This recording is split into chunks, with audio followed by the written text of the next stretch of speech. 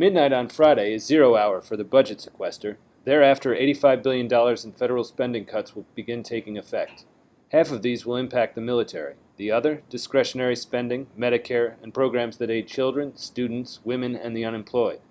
Nobody wants this to happen, least of all the financial markets. But the White House and Congress can't agree on a compromise. The president's been traveling all over the country holding rallies instead of sitting down with Senate leaders in order to try to forge an agreement over there in order to move the bill.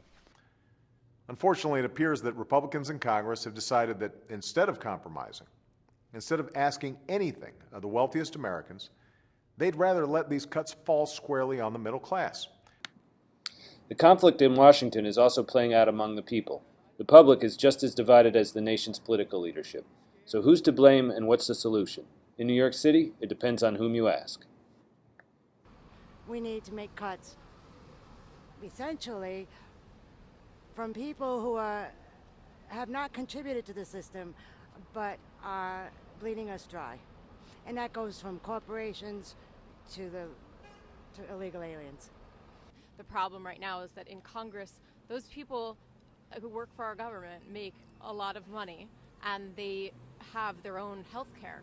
If they had to deal with the healthcare system the way that everyday people have to deal with, your HMO and the private healthcare, they would see that there's a lot of problems with that system and it needs the money that it can get. Can the president and Congress iron out their differences? We'll know in the next couple of days. From New York City, this is Paul McCafrey.